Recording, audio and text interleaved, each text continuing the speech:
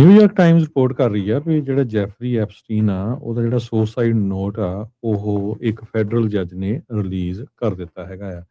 ਅੱਜ New York time ਦੇ ਉੱਤੇ ਉਹਦੀ ਜਿਹੜੀ ਕਾਪੀ ਆ ਉਹ ਵੀ ਛਾਪੀ ਆ, ਹਾਲਾਂਕਿ ਉਹ ਕਹਿ ਰਹੇ ਆ ਵੀ ਅਸੀਂ ਇਸ ਨੂੰ ਜਿਹੜਾ ਅਥੈਂਟੀਕੇਟ ਨਹੀਂ ਕਰਦੇ ਹੈਗੇ। ਫੈਡਰਲ ਜੱਜ ਨੇ ਇਹ ਕਿਹਾ ਵੀ ਜਿਹੜਾ ਸੁਸਾਈਡ ਨੋਟ ਸੀ ਮੋਸਟ ਪ੍ਰੋਬਬਲੀ ਜੈਫਰੀ ਐਪਸਟਾਈਨ ਨੇ ਇਹ ਖੁਦ ਲਿਖਿਆ ਸੀ, ਜਿਹੜਾ ਕਾਫੀ ਉਹ ਜਿਹਦੇ ਤੇ ਕ੍ਰਿਮੀਨਲ ਕੇਸ ਚੱਲਦੇ ਸੀ। ਉਹਦੇ 'ਚ ਇਹ ਲਿਖਿਆ ਵੀ ਮੈਨੂੰ ਬਹੁਤ ਮਹੀਨੇ ਇਨਵੈਸਟੀਗੇਟ ਕੀਤਾ, ਕੁਛ ਵੀ ਉਹਨਾਂ ਨੂੰ ਲੱਭਿਆ ਨਹੀਂ। ਤੇ ਉਹਦੇ ਵਿੱਚ ਉਹਨੇ ਕਿਹਾ ਵੀ it is a treat to be able to choose one's time to say good bye. The note continues what I want me to do best worst out crying. So, no fun, it concludes with those words underlined, not worth it. So Epstein ਦੇ ਸੈਲਮੇਟ Nicholas Tata ਜਿਲਿਓਨੇ ਉਹਨਾਂ ਨੇ ਇਹ note ਜੁਲਾਈ 2019 ਦੇ ਵਿੱਚ ਜਿਹੜਾ ਲੱਭਿਆ ਸੀ, ਜਿਹੜਾ ਜਦੋਂ ਐਪਸਟੀਨ ਅਨਰਿਸਪੌਂਸਿਵ ਸੀਗਾ, ਤੇ ਕੁਛ ਜਿਹੜੇ ਕੱਪੜੇ ਆ ਉਹਦੇ ਨੈਕ ਦੇ ਦੁਆਲੇ ਬੰਨੇ ਹੋਏ ਸੀਗੇ। ਐਪਸਟੀਨ ਉਹਦੇ ਵਿੱਚ ਤਾਂ ਸਰਵਾਈਵ ਹੋ ਗਿਆ, ਪਰ ਬਾਅਦ ਦੇ ਵਿੱਚ ਕੁਛ ਹਫ਼ਤਿਆਂ ਬਾਅਦ ਉਹਦੀ ਜਿਹੜੀ ਆ ਬੋਡੀ ਫਿਰ ਜਿਹੜਾ ਉਹ ਮਰਿਆ ਪਾਇਆ ਗਿਆ ਸੀਗਾ।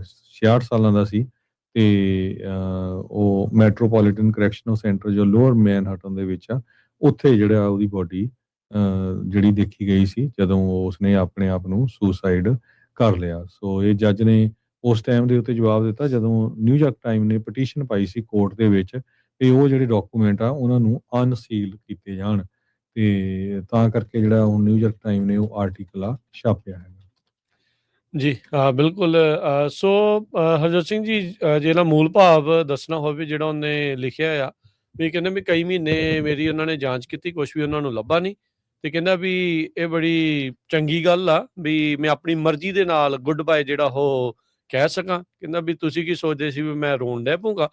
ਕਹਿੰਦਾ ਵੀ ਕੋਈ ਫਨ ਵਾਲੀ ਗੱਲ ਨਹੀਂ, ਕੋਈ ਮਜ਼ੇ ਵਾਲੀ ਗੱਲ ਨਹੀਂ, ਨਾਟ ਵਰਥ ਇਟ। ਇਹ ਜਿਹੜਾ ਸੁਸਾਈਡ ਨੋਟ ਆ ਜਿਹੜਾ ਹਰਜੋਤ ਸਿੰਘ ਜੀ, ਇਹਦਾ ਅਨਸਕਸੈਸਫੁਲ ਅਟੈਂਪਟਡ ਸੁਸਾਈਡ ਸੀ ਜਿਹੜਾ ਪਹਿਲਾ।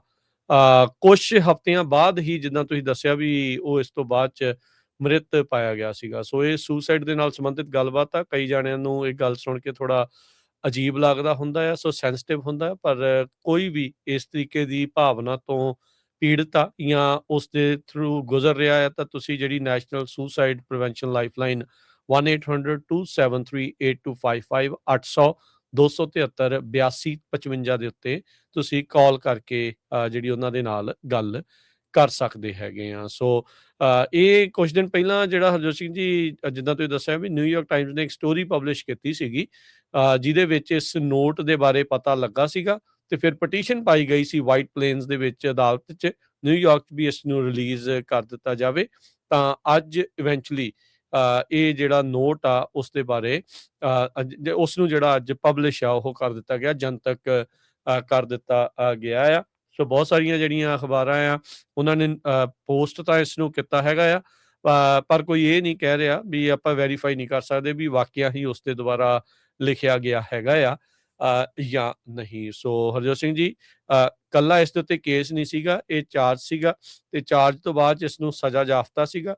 ਇਸ ਦੇ ਉੱਤੇ ਜਿਹੜੇ ਸੈਕਸ਼ੂਅਲ ਜਿਹੜੇ ਕ੍ਰਾਈਮਸ ਆ, ਨਾਬਾਲਗਾਂ ਦੇ ਨਾਲ ਉਹਨਾਂ ਨੂੰ ਅੱਗੇ ਸੈਕਸ ਟ੍ਰੈਫਿਕਿੰਗ ਦੇ ਵਿੱਚ ਪਾਉਣਾ ਤੇ ਹੋਰ ਕਈ ਤਰੀਕੇ ਦੇ ਜਿਹੜੇ ਇਸ ਦੇ ਉੱਤੇ ਕ੍ਰਾਈਮ ਆ ਉਹਨਾਂ ਵਿੱਚ ਇਹ ਦੋਸ਼ੀ ਕਰਾਰ ਦਿੱਤਾ ਜਾ ਚੁੱਕਾ ਸੀਗਾ। ਮੈਟਰੋਪੋਲੀਟਨ ਕਰੈਕਸ਼ਨਲ ਸੈਂਟਰ ਸੀਗਾ ਨਿਊਯਾਰਕ ਸਿਟੀ ਦੇ ਵਿੱਚ, ਉੱਥੇ ਜਿਹੜਾ ਇਸ ਦਾ ਸੈਲਮੇਟ ਨਿਕੋਲਸ ਟਾਟਾ ਗਲਿਓਨੀ ਜਿੱਦਾਂ ਤੁਸੀਂ ਨਾਂ ਦੱਸਿਆ ਆ, ਉਸ ਨੂੰ ਕਹਿੰਦਾ ਵੀ ਮੈਂ ਇੱਕ ਕਿਤਾਬ ਖੋਲ੍ਹੀ ਤਾਂ ਉਹਦੇ ਵਿੱਚ ਇਹ ਪਿਆ ਸੀਗਾ।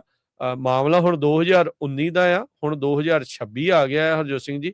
ਸੋ ਕੀ ਹੈਗਾ, ਕਿਵੇਂ ਹੈਗਾ, ਇਹ ਅਸਲੀ ਆ ਨਕਲੀ ਆ, ਇਸ ਦੇ ਉੱਤੇ ਹੁਣ ਆਉਂਦੇ ਦਿਨਾਂ 'ਚ ਵੀ ਕਈ ਤਰੀਕੇ ਦੀਆਂ ਜਿਹੜੀਆਂ ਕਿਆਸ ਰਹੀਆਂ ਆ ਉਹ ਚੱਲਦੀਆਂ ਰਹਿਣਗੀਆਂ।